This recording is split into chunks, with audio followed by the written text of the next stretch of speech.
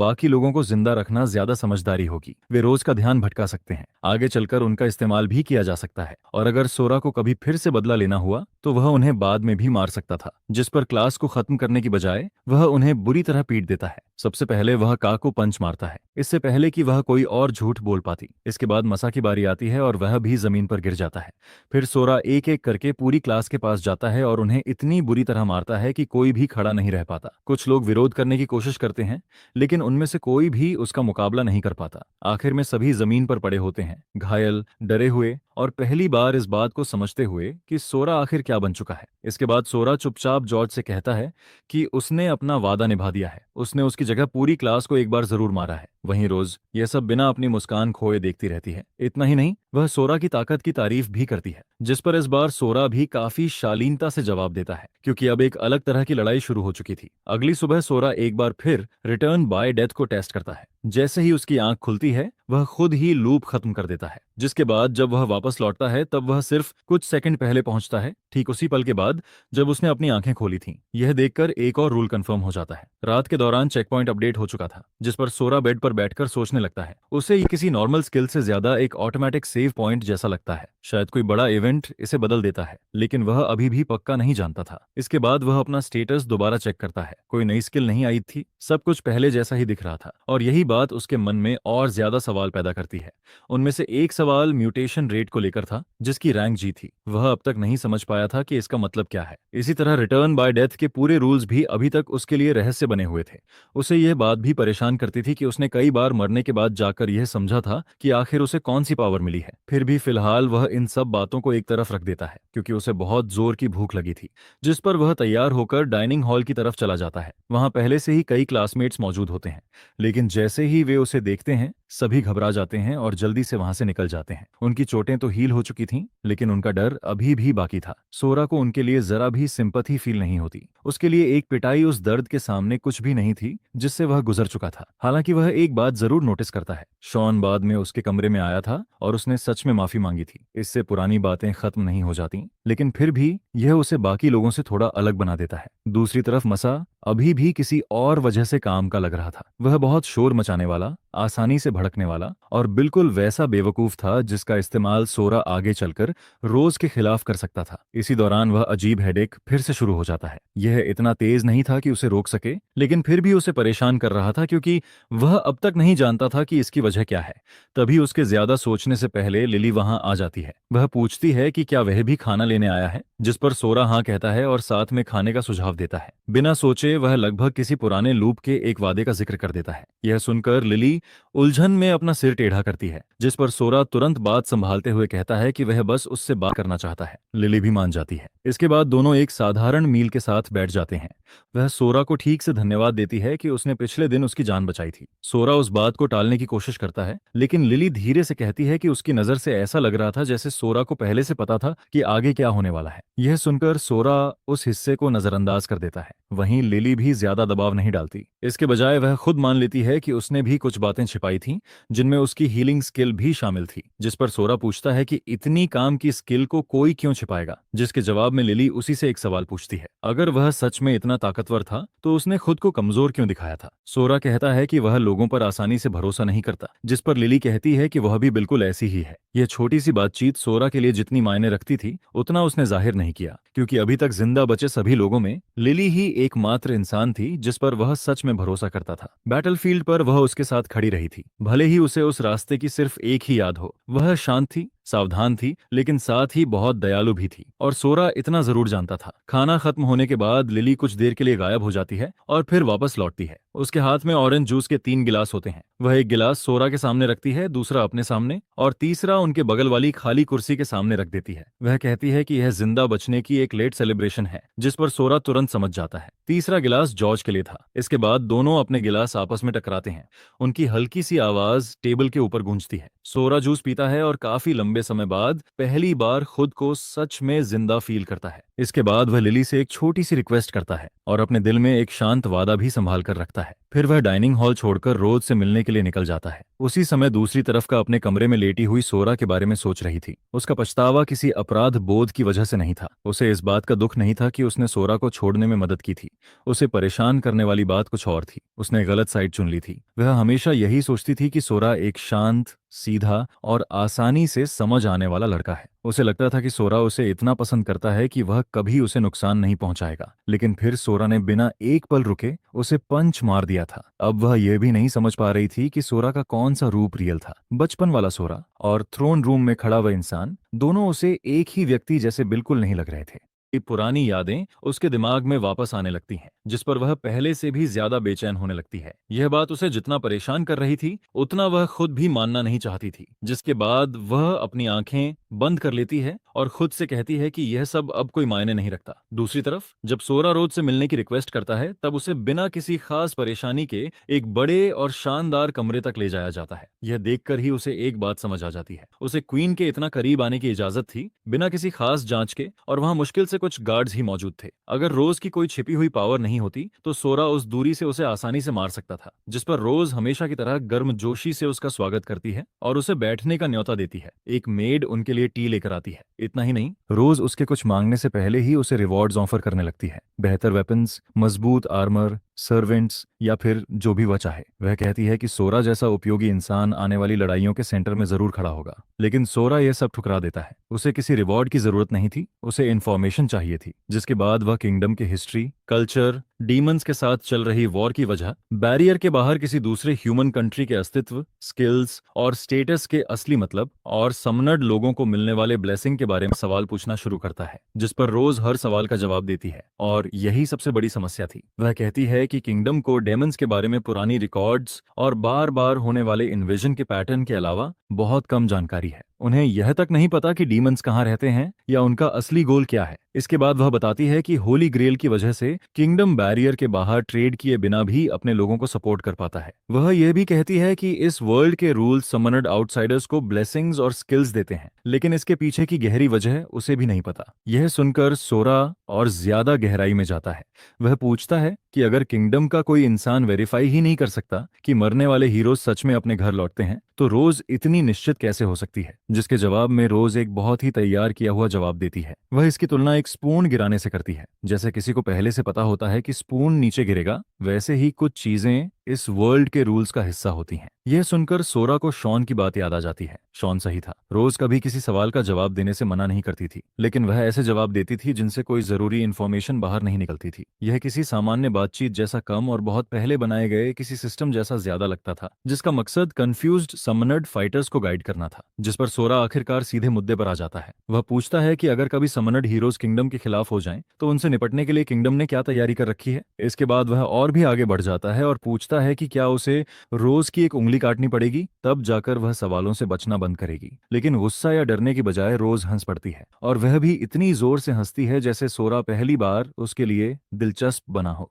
जिसके बाद वह पूरी शांति से कहती है कि अगर वह चाहे तो कोशिश कर सकता है। इतना ही नहीं, वह अपना हाथ आगे बढ़ाकर उसे अपनी एक उंगली तक ऑफर कर देती है, जैसे उसका कोई महत्व ही ना हो। यह देखकर सोरा को काफी कुछ समझ आ जाता है। इस तरह की धमकी रोज पर काम नहीं करने वाली थी। अगर वह इतनी आराम से बैठी थी तो इसका मतलब था कि वह जो छिपा रही थी वह साधारण दर्द या डर से कहीं ज्यादा गहरा था। जिस पर सोरा पीछे हट जाता है और कहता है कि वह तो बस उसे टेस्ट कर रहा था। रोज भी इस बात को आसानी से मान लेती है। इसके बाद वह सोरा से कहती है कि उसकी सोल कुछ अजीब और डिस्टॉर्टेड लगती है, जैसे खुद वर्ल्ड उसे रिजेक्ट करने की कोशिश कर रहा हो। यह सुनकर सोरा पूछता है कि क्या वह सच में सोल्स देख सकती है, जिसके जवाब में रोज हाँ कहती है और बताती है कि यही वजह है कि वह क्वीन है। एक पल के लिए सोरा रीसेट करने के बारे में सोचता है, लेकिन इस बार वह ऐसा नहीं करता। रोज ने उसे रिजेक्ट नहीं किया था, बल्कि अगर कुछ हुआ था तो वह अब उसमें और ज्यादा इंटरेस्ट लेने लगी थी, और यही इंटरेस्ट आगे चलकर उसके काम आ सकता था। जिस पर वह उससे मिलना जारी रखता है। दिन पर दिन सोरा रोज के कमरे में वापस आता है, सवाल पूछता है, उसकी बातें सुनता है, अलग अलग तरीके आजमाता है और उसकी रिएक्शंस को ऑब्जर्व करता है।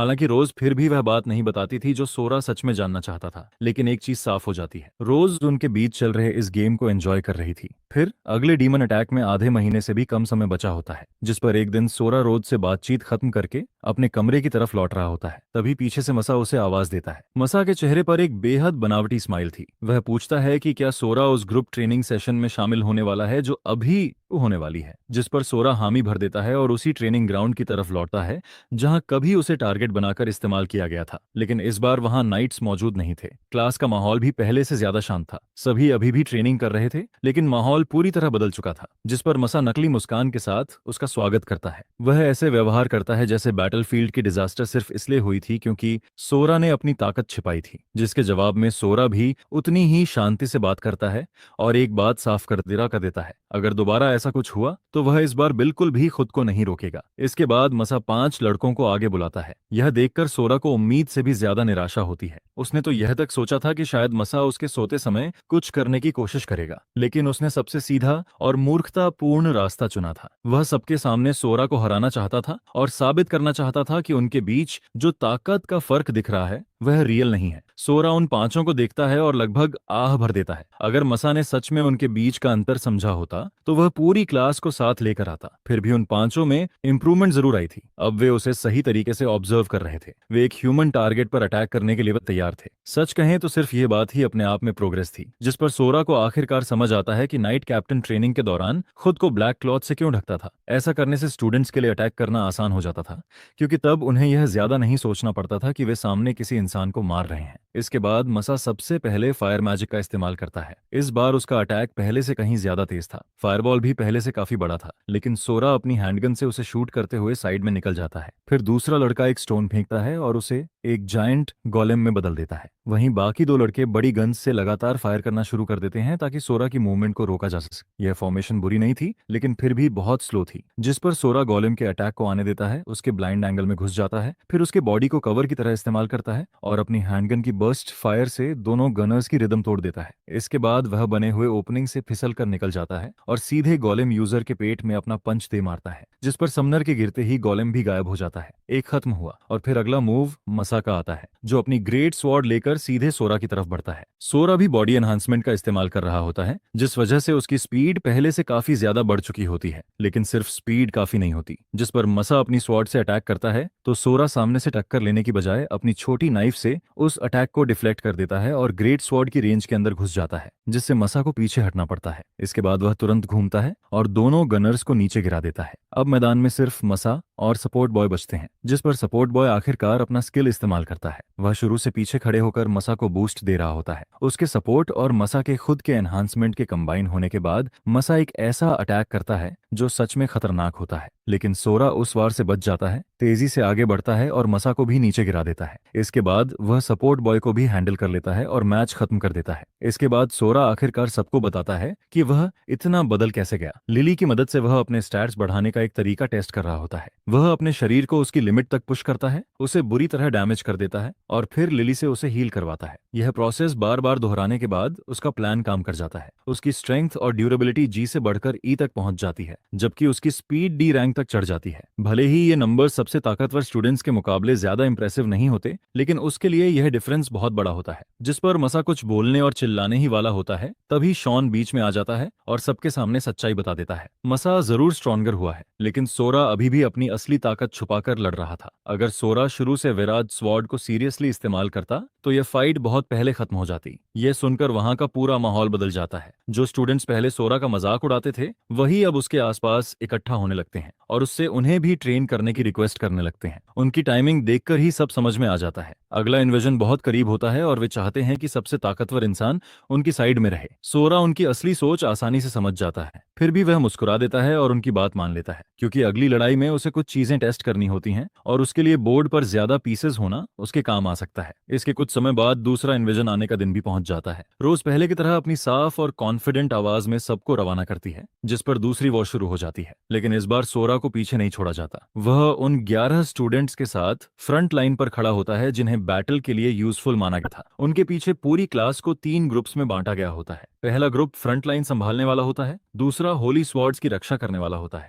जबकि तीसरा बैरियर के अंदर रहकर सब कुछ ऑब्जर्व करने वाला होता है, ताकि अगर कुछ गलत हो तो तुरंत एक्शन लिया जा सके। मसा भी वहीं आसपास खड़ा होता है, लेकिन उसका शरीर हल्का कांप रहा होता है। आखिर यह उसकी पहली रियल बैटल होती है और डर लगना बिल्कुल नेचुरल था। फिर एनिमी दिखाई देने लगते हैं। इस बार फर्गल्स पहले जैसे नहीं होते। वे ज्यादा टफ, ज्यादा फास्ट और पहले से कहीं ज्यादा मुश्किल से मरने वाले बन चुके होते हैं। उनके माथे पर मौजूद वह वीक पॉइंट भी गायब हो चुका होता है, जिसका इस्तेमाल सोरा ने पहले किया था, जिस पर क्लास शुरुआत से ही मैजिक की भारी बैरज शुरू कर देती है। पिछली बैटल की पहली वेव पर इतना पावर इस्तेमाल किया जाता तो वे पल भर में खत्म हो जाते, लेकिन इस बार उन मॉन्स्टर्स की स्पीड बस थोड़ी सी कम होती है और वे आगे बढ़ते रहते हैं। यह देखकर स्टूडेंट्स लगभग तुरंत पैनिक करने लगते हैं। उनके स्पेल्स मॉन्स्टर्स को घायल तो कर रहे होते हैं, लेकिन उतना नहीं कि उन्हें रोका जा सके। अगर ऐसा ही चलता रहता तो जीतने से पहले उनका म्याना खत्म हो जाता। जिस पर सोरा कुछ देर तक खड़े होकर चेंजेस को ऑब्जर्व करता है और जैसे ही उसे सब कंफर्म हो जाता है वह खुद आगे बढ़ जाता है। वह विराज स्वॉर्ड निकालता है और सीधे दुश्मनों की तरफ दौड़ पड़ता है। बाकी स्टूडेंट्स कुछ पल के लिए उसे देखते रह जाते हैं, लेकिन फिर तुरंत एक्शन में वापस आ जाते हैं। इसके बाद जब सोरा ऑर्डर्स देना शुरू करता है तो वह सबको बताता है कि वह मॉन्स्टर्स का ध्यान अपनी तरफ खींचेगा। बाकी लोगों को डिस्टेंस बनाए रखना है, दूर से सपोर्ट देना है और खुद को घिरने नहीं देना है। जिस पर सोरा एक के बाद एक मजबूत फर्गल्स को काटना शुरू कर देता है। उनके अटैक पैटर्न्स अभी भी लगभग पहले जैसे ही होते हैं। फर्क सिर्फ इतना होता है कि वे पहले से बड़े, ज्यादा मजबूत और ज्यादा जिद्दी बन चुके होते हैं। लेकिन लड़ते समय भी उसके दिमाग का एक हिस्सा उस बैकअप प्लान पर लगा होता है जिसे उसने पहले ही कासल के अंदर शुरू कर दिया था। उसने बैटलफील्ड से दूर एक स्टूडेंट को अलग काम सौंपा था। भले ही वह सिर्फ बैकअप था, लेकिन उसके लिए वह बेहद जरूरी था। और तभी असली एनिमी सामने आ जाती है। मिस्ट के अंदर से काले पंखों वाली एक ब्लॉन्ड वुमन बाहर निकलती है और खुद को सेल्विस के नाम से इंट्रोड्यूस करवाती है। उसकी आवाज प्लेफुल होती है, लेकिन उसकी प्रेजेंस बिल्कुल भी वैसी नहीं होती। सोरा अब भी उसकी ताकत को मेजर करना शुरू ही करता है कि अचानक मासा घूमता है और उसी पर अटैक कर देता है, जिस पर सोरा तुरंत पीछे हटकर उस वार से बच जाता है।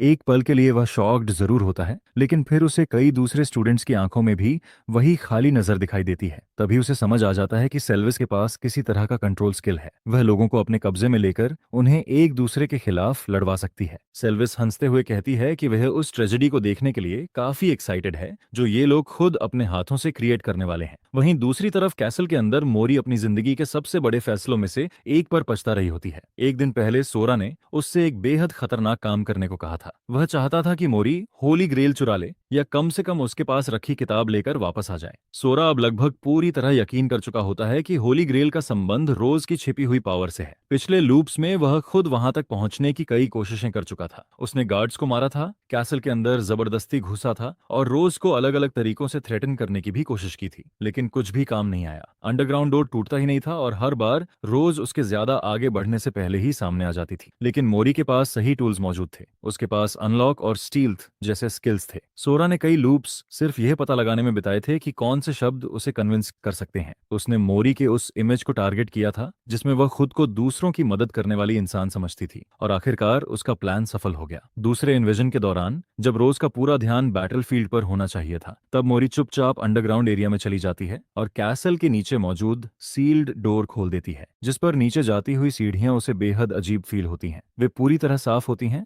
बिल्कुल साइलेंट होती हैं और उनमें एक ऐसी ठंडक होती है जो उसकी स्किन तक सिहरन पहुंचा देती है। नीचे पहुंचने के बाद उसे आखिरकार होली ग्रेल दिखाई देता है। वह एक बड़ा सफेद वेसल होता है जिसके अंदर हल्का सा ट्रांसपेरेंट लिक्विड भरा हुआ दिखाई देता है, लेकिन जब मोरी उसे छूती है तो उसकी उंगलियां गीली तक नहीं होती। फिर वह उसे उठाने की कोशिश करती है, लेकिन होली ग्रेल अपनी जगह से जरा भी नहीं हिलता, जिस पर वह उसके बगल वाली शेल्फ की तरफ मुड़ती है और वहां उसे वही किताब मिल जाती है जिसका जिक्र सोरा ने किया था। और जैसे ही वह उस किताब को खोलती है, उसके अंदर कई सवालों के जवाब लिखे हुए मिलते हैं। ह्यूमन और डीमंस के बीच हुई वॉर की हिस्ट्री, दूसरे वर्ल्ड से हीरोज को समन करने की असली वजह, उन्हें ब्लेसिंग्स और स्किल्स मिलने का कारण, और आखिर डीमंस बार बार इस किंगडम पर इन्वेजन क्यों करते हैं। इन सभी रहस्यों का जवाब उसी किताब के अंदर मौजूद था। इससे पहले कि मोरी उस किताब में लिखी बातों को पूरी तरह समझ पाती, तभी अचानक रोज उसके पीछे प्रकट हो जाती है, जिस पर मोरी बुरी तरह घबरा जाती है और तुरंत सोरा को कांटेक्ट करने की कोशिश करती है।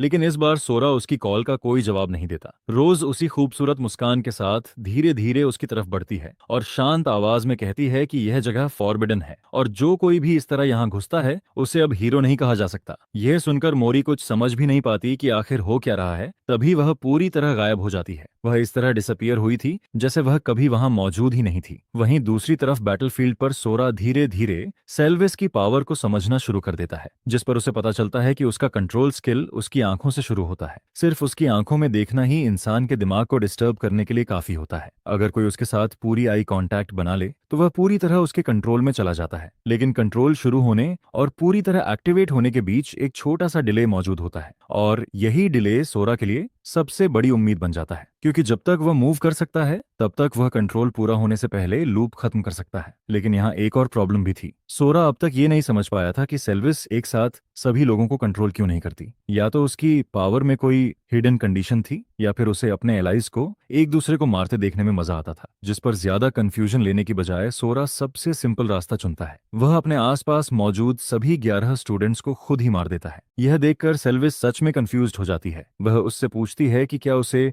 जरा भी हेसिटेशन नहीं होती, जिसके जवाब में सोरा कहता है कि अब उसे खुद नहीं पता कि कॉमरेड नाम की चीज का मतलब क्या होता है। इसके बाद वह भी सेल्विस से सवाल पूछता है। वह जानना चाहता है कि उसकी असली उम्र क्या है और साथ ही रोज की कहानी में मौजूद कॉन्ट्रडिक्शन की तरफ भी इशारा करता है। रोज ने दावा किया था कि हर 100 साल में हीरोज को समन किया जाता है, लेकिन अगर पिछली लड़ाइयों में डीमंस जीत चुके थे तो किंगडम बहुत पहले ही खत्म हो जाना चाहिए था, और अगर हीरोज जीते थे तो सेल्विस और वेरा जैसे डीमंस को पहले ही मर जाना चाहिए था। यानी पूरी कहानी में कहीं ना कहीं कुछ ऐसा था जो अब तक फिट नहीं बैठ रहा था, जिस पर सेल्विस उसे सिर्फ एक साफ जवाब देती है। वह कहती है कि डीमंस और ह्यूमंस के बीच का फर्क ही वह वजह है जिसकी वजह से दोनों हमेशा लड़ते रहते हैं। इसके बाद वह अपना काला स्टाफ निकालती है और ठीक उसी समय सोरा का फोन बज उठता है, जिस पर सोरा एक पल में सब समझ जाता है। मोरी फेल हो चुकी थी, लेकिन फिर भी यह उसके लिए एक यूजफुल इंफॉर्मेशन थी, इसलिए वह इस लूप को बेकार नहीं मानता। तभी सेल्विस की नजर पूरी तरह उस पर टिक जाती है और उसे फील होने लगता है कि उसके थॉट्स धीरे धीरे धुंधले होने लगे हैं। उसका कंट्रोल आखिरकार पूरी तरह एक्टिवेट होने वाला था, लेकिन उससे पहले ही सोरा खुद अपने लूप को खत्म कर देता है। वर्ल्ड रीसेट होने से पहले वह एक जरूरी बात समझ चुका होता है। यह बैटल वेरा की बैटल से भी ज्यादा ट्रबलसम होने वाली थी, जिस पर अगले कई लूप्स के दौरान वह सेल्विस की एबिलिटीज को डिटेल में एनालाइज करता है। उसकी कंट्रोल पावर पूरी तरह उसकी आंखों पर बेस्ड थी। ज्यादा देर तक उन्हें देखना डोमिनेशन की तरफ ले जाता था। हालांकि कंट्रोल पूरी तरह लॉक होने से पहले एक छोटा सा डिले रहता था, और यही एकमात्र वजह थी कि सोरा अब तक सर्वाइव कर पा रहा था। उसके पास इतना समय हमेशा बच जाता था कि वह खुद को खोने से पहले रीसेट कर सके। लेकिन उसकी दूसरी एबिलिटी भी कम खतरनाक नहीं थी। सेल्विस शुरू से ही उड़ सकती थी। वह आसमान में ऊपर रहती, वहां से लाइटनिंग बरसाती, और जो भी उसे ट्रैक करने की कोशिश करता उसे आई कांटेक्ट का रिस्क लेना पड़ता। सोरा के लिए यह एक बहुत बुरा मैचअप था। उसके पास लॉन्ग रेंज अटैक्स बहुत कम थे और बाकी स्टूडेंट्स लगभग बेकार साबित हो रहे थे क्योंकि वे बहुत जल्दी कंट्रोल हो जाते थे, जिस पर काफी लूप्स के बाद सोरा उन पर भरोसा करना छोड़ देता है। वह काया को बुलाता है, फ्रंट लाइन को पीछे हटने का ऑर्डर देता है और अकेले लड़ने का फैसला करता है। क्लास को जरूरत पड़ने पर बाद में इस्तेमाल किया जा सकता था, लेकिन अभी वे बैटल को आसान करने की बजाय और मुश्किल बना रहे थे। अब उसके सामने सिर्फ एक गोशुक गोल बचा था। उसे अपनी फॉलन मैजिक को इम्प्रूव करना था। वेरा अपनी स्वॉर्ड के जरिए उस आर्ट का इस्तेमाल करता था। सोरा के पास भी वह स्किल थी, लेकिन सिर्फ एक रफ वर्जन के रूप में। उसने उसे लगातार ऑब्जर्वेशन के जरिए कॉपी किया था। अब उसे उस कमजोर इमिटेशन को एक असली वेपन में बदलना था। शुरुआत में वह इसे स्वॉर्ड ट्रेनिंग की तरह अप्रोच करता है। वह हवा को काटने की इमेजिनेशन करता है,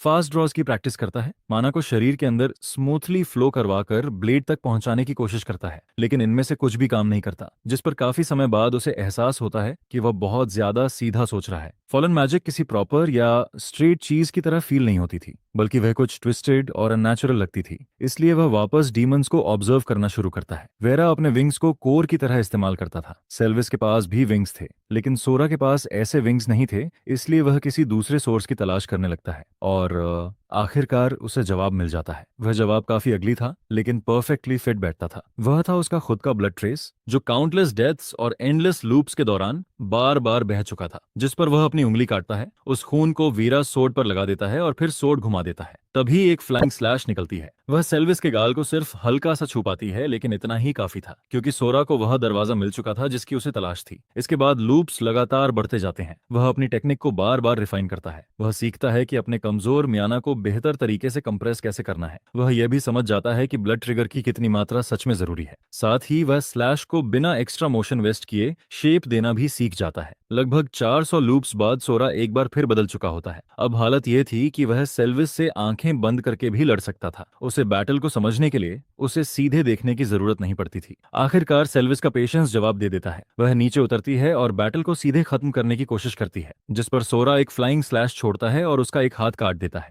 यह देखकर पहली बार सेल्विस सच में हिल जाती है। वह तुरंत और ऊपर उड़ जाती है और उसी तरह की फाइनल ट्रांसफॉर्मेशन की तैयारी करने लगती है जैसी कभी वेरा ने की थी। लेकिन सोरा पहले से इसकी उम्मीद कर रहा होता है। वह मन ही मन मानता है कि जो वह करने वाला है वह थोड़ा एम्बेरेसिंग लग सकता है। फिर भी वह डीमंस की नकल करता है और अपना एक हाथ आसमान की तरफ उठा देता है और अगले ही पल बैटल का फैसला हो जाता है। सोरा अब भी नहीं जानता था कि उन शब्दों का मतलब क्या था। यहाँ तक कि उसे यह भी नहीं पता था कि उसकी बनाई हुई टेक्निक सच में डीमंस की फाइनल आर्ट वाले सिस्टम का हिस्सा थी या नहीं। उसने सिर्फ ऑब्जर्व किया, टेस्ट किया और बार बार रिपीट किया जब तक कि आखिरकार कुछ शेप लेना शुरू नहीं कर देता। वेरा की तरह उसका शरीर विशाल नहीं होता, बल्कि सोरा अपनी लाइफ फोर्स का इस्तेमाल करके डार्क रेड विंग्स क्रिएट करता है और उन्हीं विंग्स को एक ऐसे स्पेल का कोर बना देता है जो उसकी अब तक की किसी भी मैजिक से कहीं ज्यादा पावरफुल था। यही उसका असली ट्रम्प कार्ड था, जिस पर उससे निकली हुई स्लैश ऐसी दिखाई देती है जैसे उसने खुद आसमान को दो हिस्सों में काट दिया हो। रेड और ब्लैक मैजिक से बनी विशाल ब्लेड सीधे सेल्विस को निगल जाती है और पूरी बैटल को एक ही ब्लो में खत्म कर देती है। सेल्विस जोर से जमीन पर गिरती है और दोबारा खड़ी नहीं हो पाती। वहीं सोरा, जो अब लगभग अपनी सारी ताकत खर्च कर चुका होता है, टूट चुकी डीमन की तरफ देखता है और उससे वह एक सवाल पूछता है जो इस समय सबसे ज्यादा मायने रखता था। सोरा आखिरकार सेल्विस से वह सवाल पूछता है जो उसके दिमाग में काफी समय से घूम रहा था। डीमंस आखिर उस किंगडम पर बार बार इन्वेजन क्यों करते हैं? जिस पर सेल्विस जवाब देती है कि वे हीरोज की विशेष को होली ग्रेल के जरिए पूरा होने से रोकने के लिए लड़ते हैं।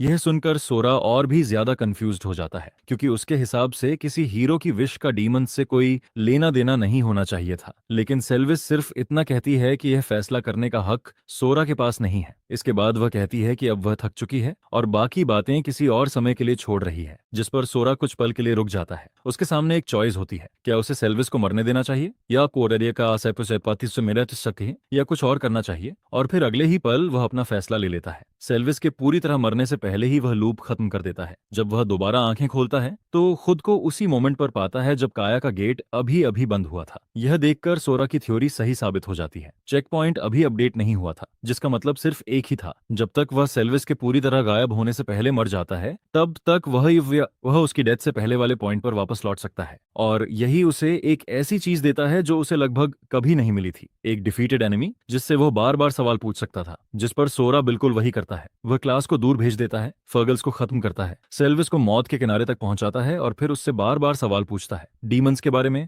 मॉन्स्टर्स के बारे में, हीरोज के बारे में और रोज के बारे में। सेल्विस रोज से कहीं ज्यादा जवाब देती है, लेकिन उसके जवाब कभी सीधे नहीं होते। उसकी बातें ऐसी होती हैं जो सुनने में बहुत इंपॉर्टेंट लगती हैं, लेकिन उनमें वह एक साफ जवाब कभी नहीं होता जिसकी सोरा तलाश कर रहा होता है। और सबसे बड़ी बात, उसकी कही हुई ज्यादातर बातें रोज की कहानी से सीधे टकराती भी नहीं थी, जिस पर सोरा के दिमाग में एक और डार्क आइडिया आता है। क्या होगा अगर सेल्विस और बाकी डीमंस भी इस दुनिया के नेटिव ना हो? क्या होगा अगर उन्हें भी बार बार बुलाया